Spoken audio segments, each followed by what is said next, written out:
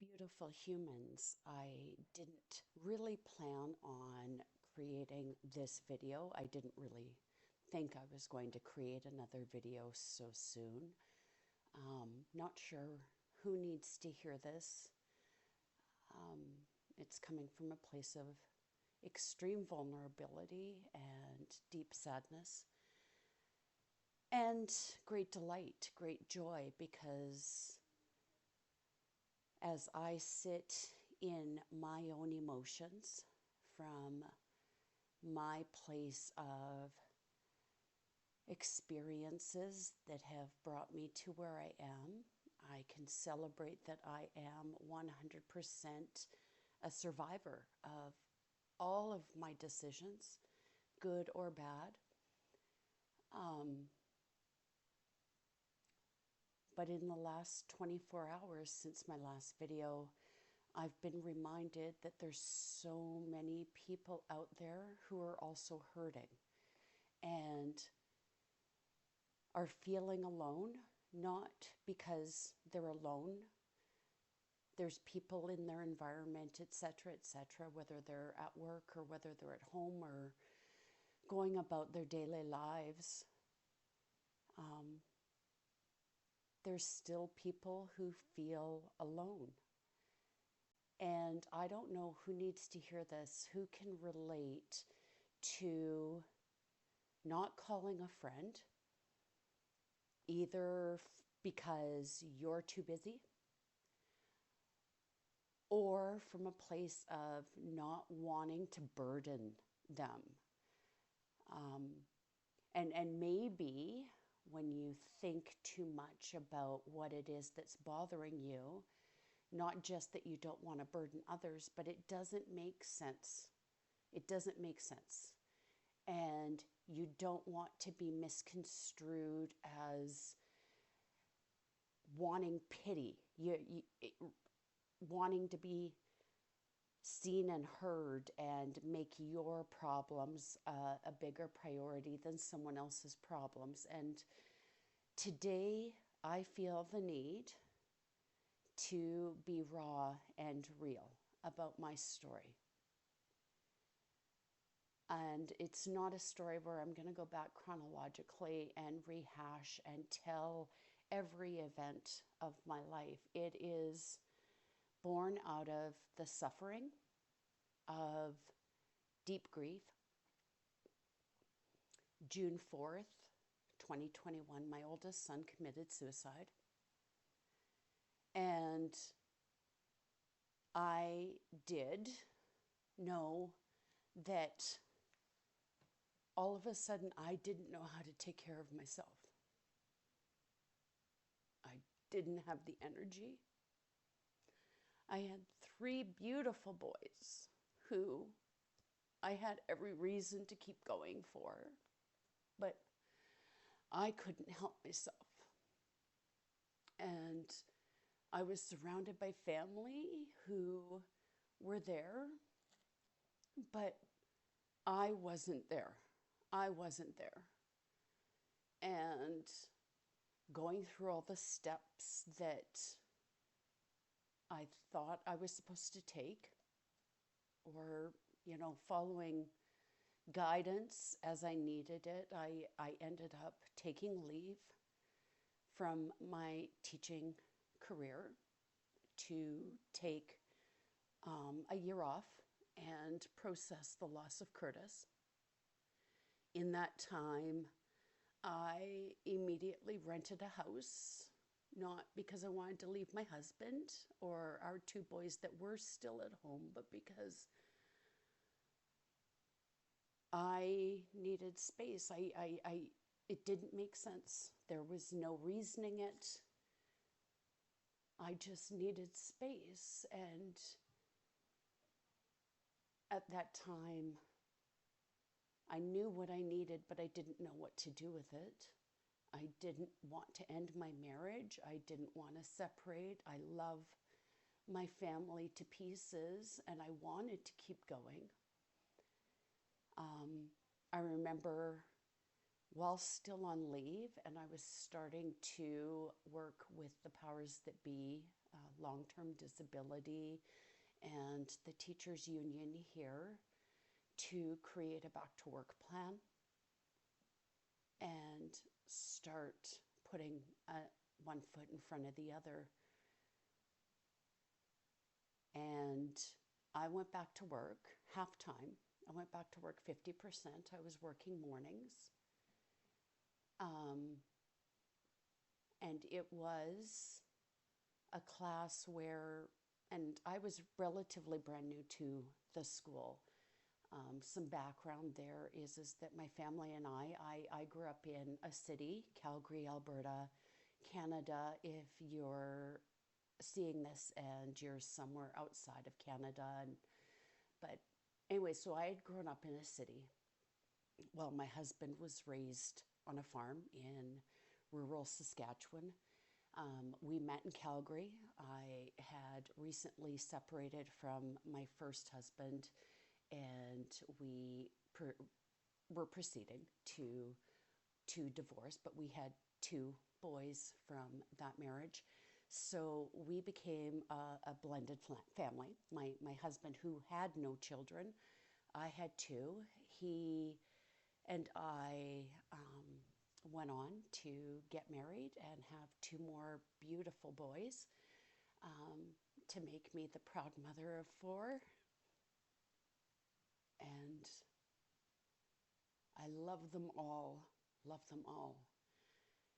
from the bottom of my heart. So fast forward. So my two oldest boys are graduating. They are city boys. That was, right around 2015, 2016. So, and with some challenges that we had had, just with the loss of my mom, the loss of my paternal grandmother, the loss of my husband's dad, we took the opportunity to move to the Moose Jaw, Saskatchewan area, to be closer to ultimately at some point moving into the house that his father built. So, having prepared to move in 2016, I did what I could, reached out to the school division and started the paperwork. And, all I wanted to do was be able to get back to teaching, which was a profession that I had wanted to do since I was in grade 2. And, went and I got my 4-year Bachelor of Education degree in, I convocated. I graduated in 1998 on the heels of giving birth to my second son in my first marriage. And so I know that I'm strong. I know I'm strong because I've put my mind to so many things and got it done. So 2016, we moved to Moose Jaw.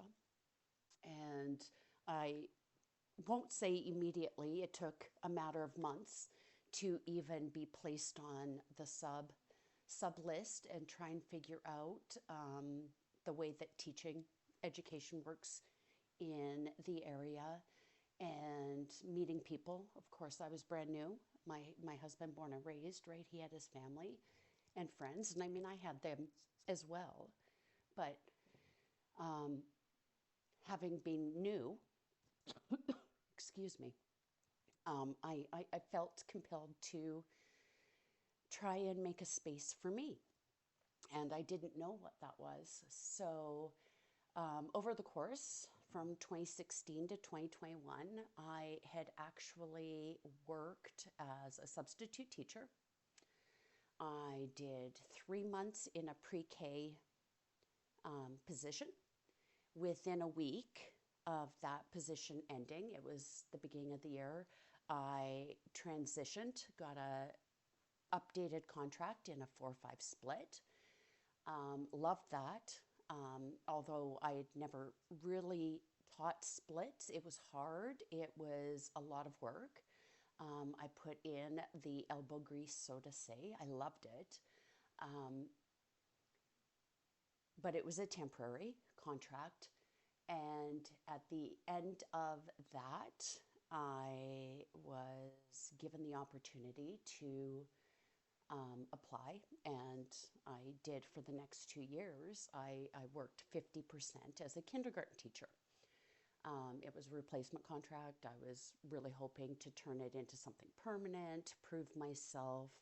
Um, Not being successful, I'm not a very good person in interviews, so I kept trying to, you know, get things going and learn more and do more. So, um, 2 years, half time in kindergarten. And that second year, because we had two boys at home, and I took on another 50% contract at a Hutterite colony. So I was working full time in two places. That was what that was, but that was the year of the COVID shutdown. And so that posed its own challenges. And working through that, that also was the year that my oldest son really started to present a lot of addictions, challenges in terms of self medicating his own mental health. He had spent many months back and forth where he left Calgary, he came and he stayed with us. He got working in the farming industry, was working alongside of my husband, was picking up skills, and was feeling rather good for himself. But, um, knowing that mental health comes from a place inside, addictions, people who are predisposed to addictions are coming from a deep, deep hurt. And so that band aid just kept feeding him. We went through challenges the fall of 2019 that resulted in him absolutely destroying my husband's truck. $6,000 in damage. Just absolutely kicked the bejeebers out of the truck. I had to pull over. It was him and I. We were driving in Moose Jaw, and he started ranting. He was kicking the windshield. He was just beating, and so I pulled over. He got out of the truck. He started walking away. Always I didn't, I was just breathing. I was like, everybody's emotional, him and I. And he turned around and he came back and opened up the driver's side door and started like just jarring on it, jumping on it. He was so angry at me, angry at me. Um, and I managed to close it, lock it, and call the police. So that's not um, what any mom wants to do, right? To find themselves helpless. Any parent of a child who is struggling, right? And so fast forward. So the struggle, I'm teaching kindergarten, I'm working at a Hutterite colony. Curtis is going through this big, dark place of his, and COVID lockdown, everything locks down, can't go anywhere, can't see anybody, teaching online. End of the school year 2020, I reach out to my superintendent and request to, step out of my replacement contract because I need something full time. I can't work in two places. I can't do kindergarten any longer. I came from a place of middle years.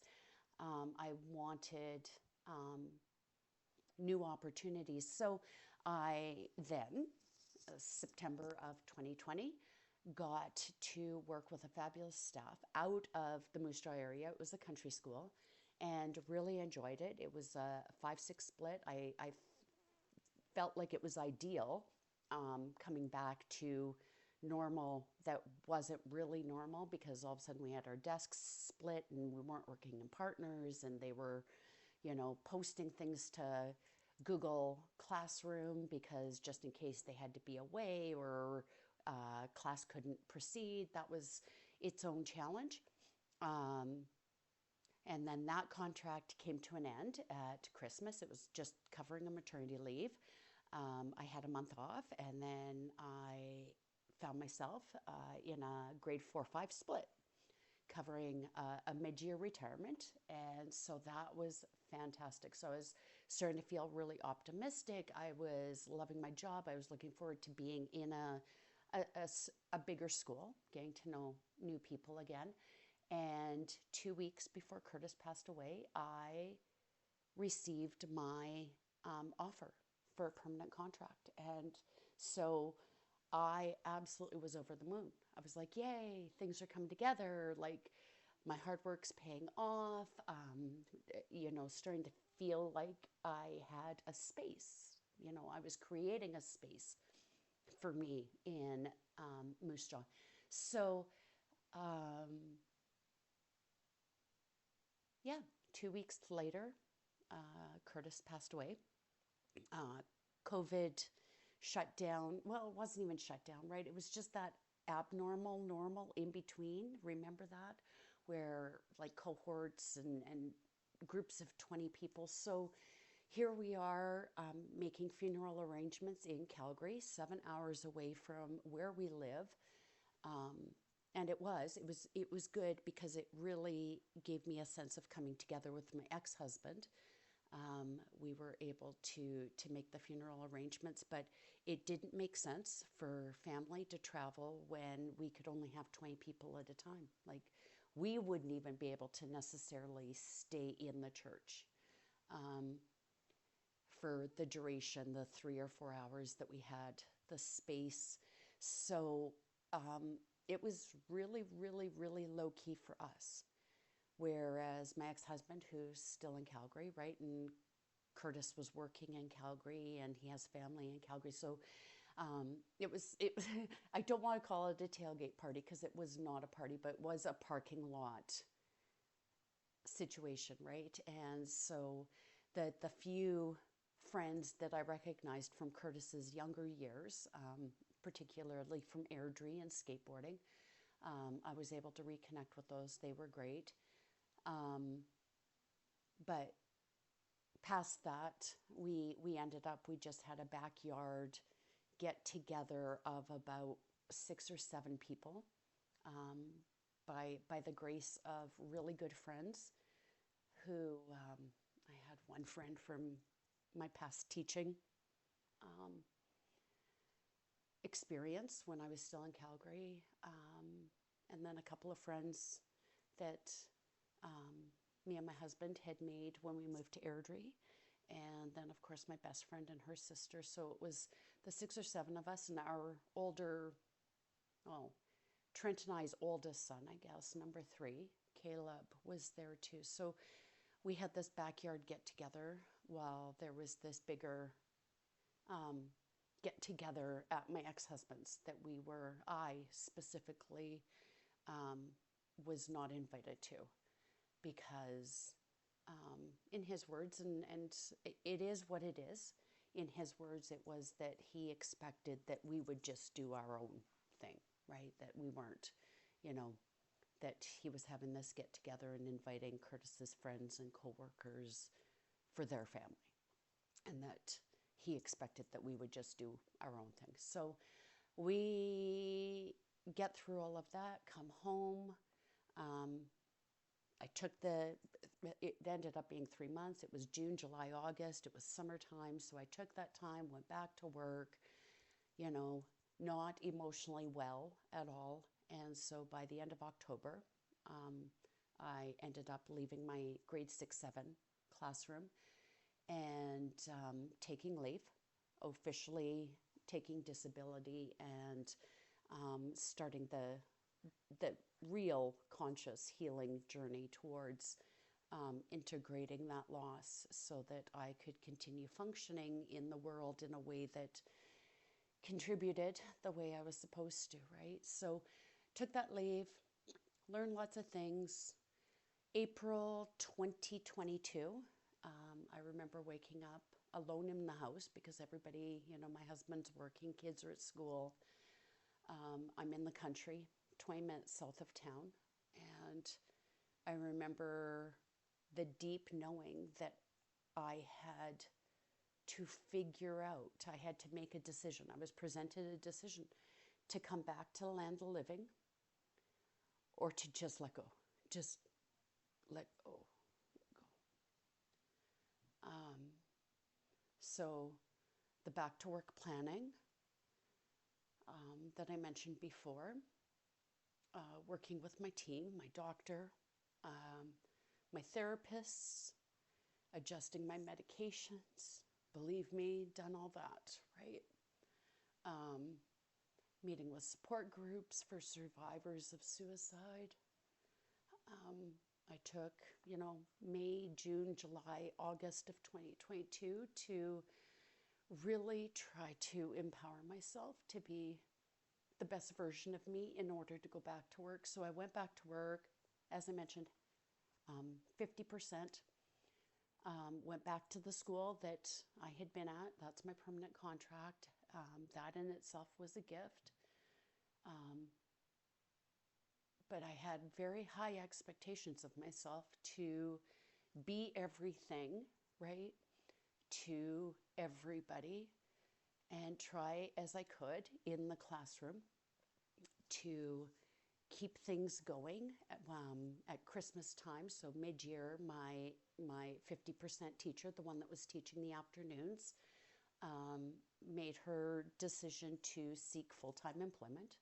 And so she found herself a position, an offer. So I returned in January 2023 full-time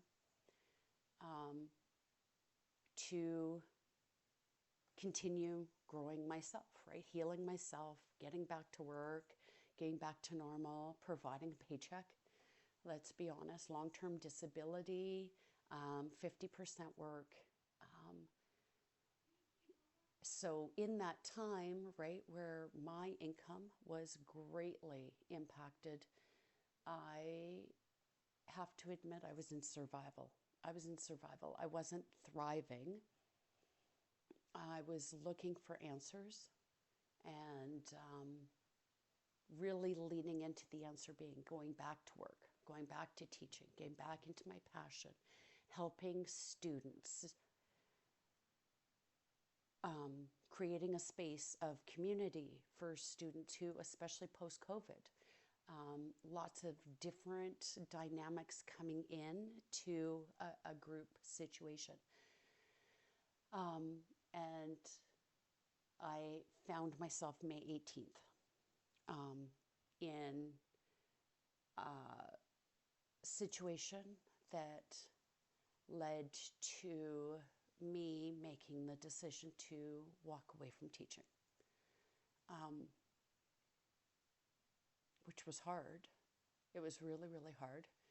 But I hurt. My feelings were still so raw that conflict resolution and group dynamic and trying to make, I think I actually used the phrase trying to make lemonade with lemons every day, right? Just trying to keep the best going. And I finally was deflated May 18th. And I'll tell you, it was not a pretty situation. It was not ideal.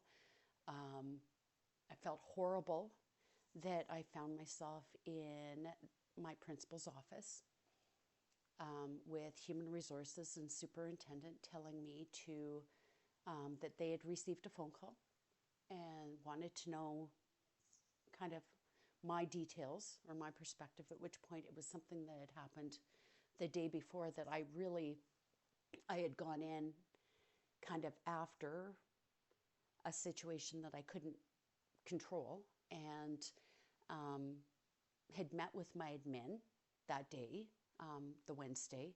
On the Thursday was this meeting with superintendent and human resources where, of course, they needed to, there were allegations made and over a situation the day before. And they were asking me to go home for the long weekend and take care of my mental health. And that they'd be in contact with me on Tuesday. So I wake up Friday morning, I call my union, at which point my union rep had been in, and human resources had been part of my back to work plan. right? So everybody knew where I was coming from. The thing is that they really leaned into my back to work plan, really leaned into the responsibility on me to tell them what I needed. And I honestly, now in hindsight, I had no idea what I needed. I had no idea what I needed. I needed an income. I needed a purpose. I needed support, but I didn't know what that looked like, right? And so I went home, called my union Friday morning. The union rep is like, oh my goodness, Angie, what the hell is going on? Like, I'm out of the province, I'm at a convention, and I've got this message. They want to meet, do a Zoom meeting Wednesday morning, at which point I was like, I just sunk. I was like, you know more than I know. They just told me to go home and take care of my mental health while they investigated. And that's when I knew I couldn't go back to teaching. I couldn't go back to that classroom. And still, you know how memory and thinking happens, right? Like something happens. So that meeting on Thursday that asked me to go back and think about what happened on Wednesday. And now I'm talking to my representative on Friday. So memory is embellished. Like, there was part of me that was convinced that what they told me the allegation was what had happened. And I was sitting there in self-doubt going like, this is not who I am. This isn't who I am. This isn't who I want to be in a classroom. And so that was the moment that I knew that I was not going to be able to continue teaching. And that brings challenges, right? It's now what? February, end of February, 2024. And optimistic as I am that there are new beginnings, those new beginnings haven't happened. They haven't really tread forward. And so for those of you who are doing the best you can with what you've got, I see you. I see you. I had 2 fantastic phone calls last night from that teacher friend that took the time to come to my dad's house after Curtis passed away.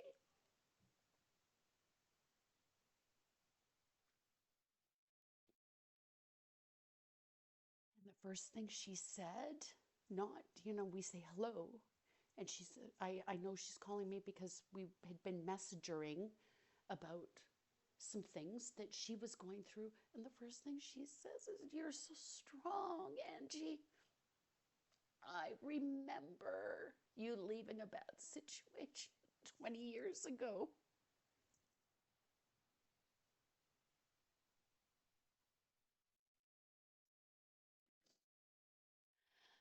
But I wanted to know about her.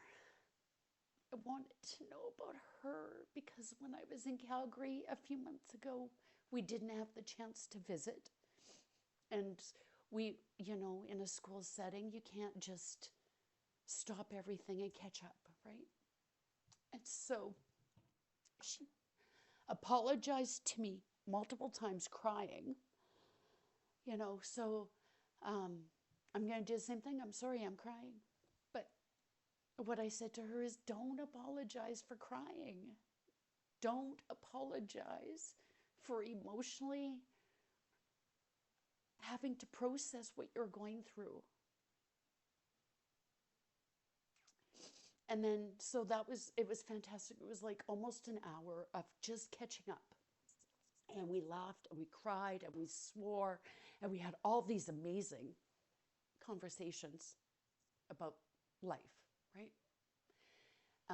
And I remember in that conversation saying to her, it's not a competition. It's not a competition. It's life. It's not a competition, right? My experience is not worse than anybody else's trauma, right? It's my trauma. It's mine. And then my next friend who happened to call me much later. I was up for way, way too long, right? Because she was in Alberta, so she's an hour behind. So it was reasonable for her when I took her call at 11:30 Saskatchewan time, and we were on the phone for 2 hours. Just going through. She's been down a heavy road since we moved. She was a neighbor that I had gotten to know in Airdrie before we moved, and a beautiful human being, such a beautiful heart. But she's had life experiences and she's going through some challenges, and I just remember telling her, "You're okay. Love yourself more. Love yourself more. Do whatever you need to do to take care of you, because it doesn't matter what anybody else, right? If you can't give to someone else, then if you don't have enough to give to you, you don't have enough to give to others." And so let me end with saying how grateful I am for anyone who sees this video, because I don't call my friends because I don't want to burden them. And I really have to fight to put anything on social media because I don't want a pity party. I don't want to be felt sorry for. I want to be human, and I want to figure out my shit. I want to figure out my shit. Nobody can figure out my shit. But I have room to help others figure out their shit. I have the time. I'll make the time for you. So I woke up this morning and I didn't want to get out of bed. I haven't gotten dressed. I'm going to be honest. I put my hair up because I decided that this was the one thing I was going to accomplish today. Was I'm going to be vulnerable and let you know that no matter who you are, what you are, where you are, mother, father, daughter, son, brother, sister, cousin, friend, you are enough. You're worth it to feel your feelings, to not put on a smiling mask anymore. If your feelings make other people feel uncomfortable, know that you need to find somebody who is going to let you just be in your emotions. I didn't want to get out of bed today. And I know when I don't get out of bed, my head turns with the shoulds and the coulds and the woulds and I have no reason to get up in the morning anymore because my days have started to look the same. Rabbit holes, searching Indeed, looking for a job. I was making full-time money subbing. I went to Calgary in the fall to build a business. I have no idea how to run a home-based business or to be my own boss. I've always leaned into teaching, right? Pension and Monday to Friday and summers off and, all those things that teachers are supposed to appreciate about their jobs. Yeah, we get 2 months off in the summer, but we don't have the time when we're going through personal shit. There's no space in our classroom to be less than 100%. I left teaching. I went to Calgary. I was 7 hours away from my family. My 14-year-old, our baby, he's first year high school, and I went 7 hours away to try and figure out a business that I could do to help other people and use my teaching skills. I got picked up by my old school division, and I loved subbing for them because The structures were in place that all I had to do, it didn't matter which classroom I went into. I loved high school. I've never taught a day in high school. I love high school.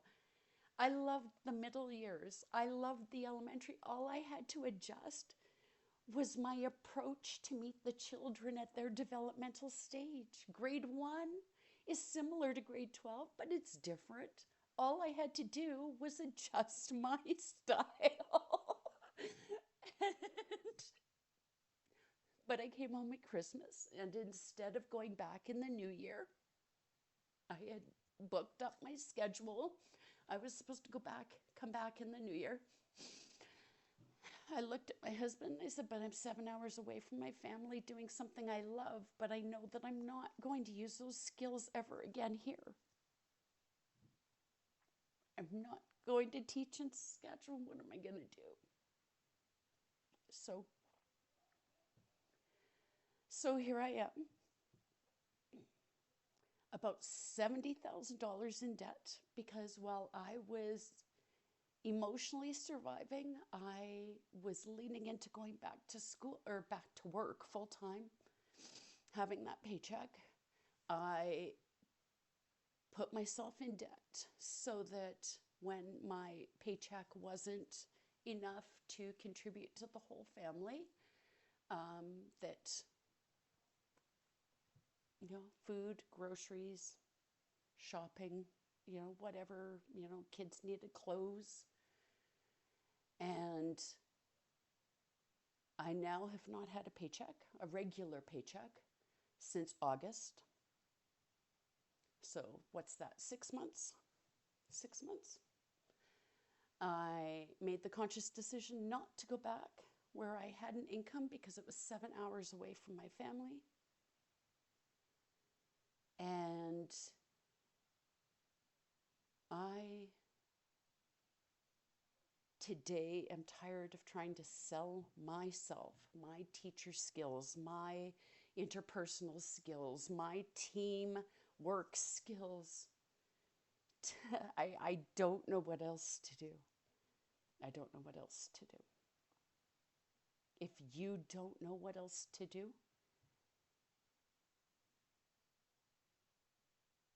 hear me say it's okay. Because sometimes we need to stop doing so that we can figure out how to do something differently. Does that make sense? Just doing and doing and doing sometimes feels like it's burying, smothering us even more. And if that sounds like you, please find someone who you feel safe to be seen by and heard by. I don't have any answers. I don't have any answers. My life is, I can't even take care of myself. I can't put gas in my truck, right? The blessing is that my husband is doing the best he can to manage the house expenses, but this is a very, very, very hard place for a proud Aries, strong-willed, determined, hardworking, outspoken. This is a very hard place for this girl who was born into this life as a strong, independent woman and a warrior to admit that she can't even help herself right. So thank you. Thank you for being present for today. Thank you for being here if this video finds you, if you find yourself to the end. And if you need somebody to see and hear you, know I have space for you. Blessings, everybody.